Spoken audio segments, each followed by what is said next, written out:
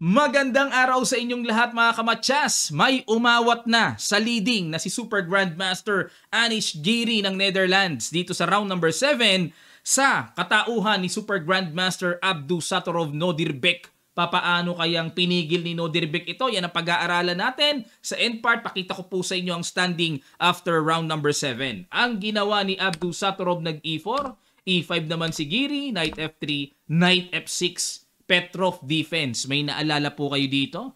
Ito yung ginamit na depensa ni Manny Pacquiao kontra kay Dwight Howard. Kaka-upload lang natin itong nakaraan sa YouTube. Sa mga di pa po nakakapanood, panoorin nyo. Knight E5, D6. Pero, nag-interesting sequence dito si Abdu para mapigilan ang D5 na paparating. Ang natural line kasi dito, yung nagdi-D4 ng simple, tapos D5, Bishop D3, Bishop D6, or Bishop E7, yan ang natural na takbuhan yan. Pero, nag-C4 eh. Ayaw pa D5 ng black. Bishop E7, pero may kakaiba ulit, Knight C3, hinamon ng exchange, tinanggap ang hamon, double pawn, pero ang maganda nito, mabilis namang makakawala ang developments ng bishops. At nag-castle, Bishop D3, Knight D7, Bishop E3, Knight F6 at dito nawala sa pagka-bookline dahil sa mga nagdaang laban, Knight E5 na po ang naitalang tira dito. Yan ang recorded move. Pero, Knight F6, H3 para walang lundag ng Knight dyan na makakaistorbo sa Bishop. Nag-B6 para i-develop ang Bishop. Yang keto. Queen C2, Bishop B7, Castle Queenside at nag-H6. Ayan, para makalihis sa pressure na nakasuson na diagonal at nag-Rook HE1, well-centralized Rook. Tingnan nyo, ganda no? Rook E8, Bishop D4. Ayan. Kasi after na ma-develop natin ang mga pyesa natin mga kamatsas, ano naman ngayon ang susunod na plano para maka-atake? Kaya itong Bishop D4 ang unang hakbang dito ni Abdu kung paano siya atake. Tingnan natin, nag-C5, kinapture na. Okay.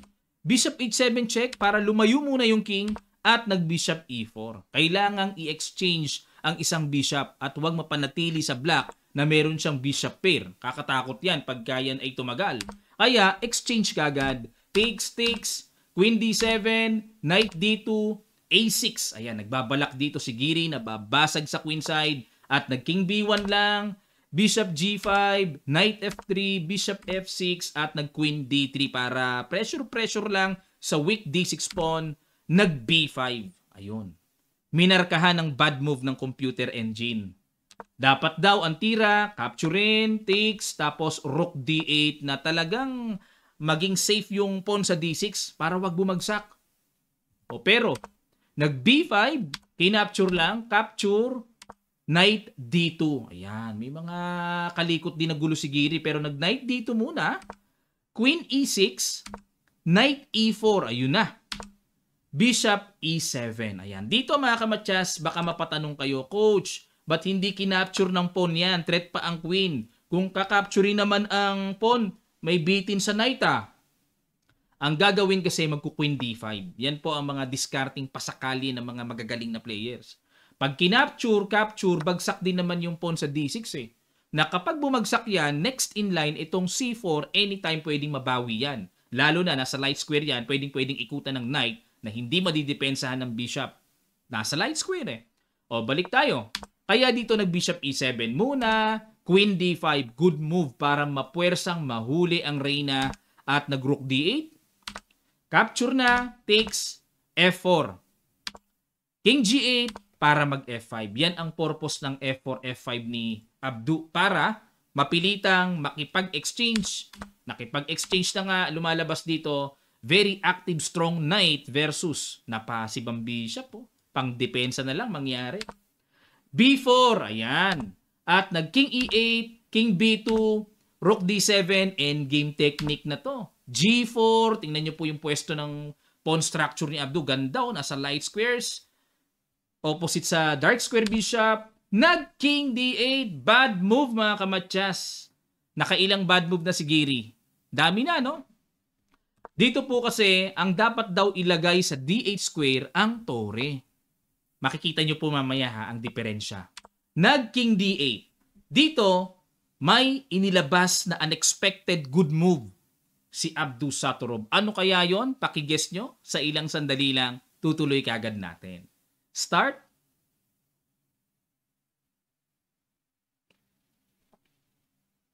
Maraming salamat sa inyong effort. Congrats sa mga nakakita ng C4. May ganyan na pala. Babalikan natin yung Rook D8 ha. Pero tingnan muna natin ito. Capture, ito po kasi nangyari. Takes.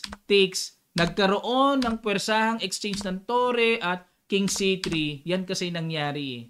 Napakaliwanag na mayroong outside pass pawn, Knight versus Bishop. Dito pa lang positional advantage kagad ng puti. Ayan. Hindi naman mangyayari ito kung ito ang ginawa. Balik lang natin after G4, Rook D8 dapat. Na kapag nag-C4, kakapturin lang, takes, may Rook B8 check. King C3, malayang makakapture sa C5. Kasi yung King wala sa D8. Walang pin. Iba na ito. King takes C4, may mga gulo-gulo na King D3, Rook A4. Okay? Equal ang evaluation bar. Ngayon, compare natin dito sa King D8. Tingnan nyo pag C4, i-apply ito, takes, may Rook B7 check, King C3, pero hindi makaka-capture sa C5 kasi nakapin.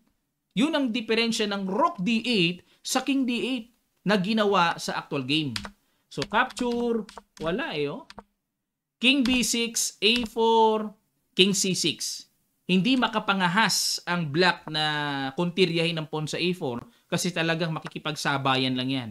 Takes, napakalugi. Kumbaga sa basketball, hindi isang hakbang ang lamang Takbo ang lamang, ang layo.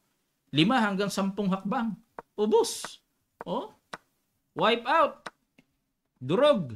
Napakalayo ng king. Kaya dito, pwersado lang magpasayaw-sayaw ang reyna ni Giri. Knight F2, malayang makaikot kahit saan niya gusto pumunta A5, Bishop D8, A6, Bishop E7, Knight C3, Bishop G5, Knight B5, Bishop E3, H4, King B6, A7, King B7 pwersado, and nag-H5 para talagang totally safe ang mga pawns. King A8 at ito na po. King D5. Malaya. King B7, King D6. Pupuntahan na, haharbisin na, picking apples na yan. C4, King D5. Ayun, binalikan para makuha. Kinapture na, takes. Ayun. Teka muna mga kamatsas, teka muna. After Knight takes Bishop, pag kinapture kasi ito, magki-King takes C4. Tanong, huli pa rin ba sa hakbang? King B6, ay nako, may puzzle. Ito, sinosolve ito ng mga, nung elementary ako, sinolve ito Kita nyo na? May G5. Yan ang mga teknikan dyan.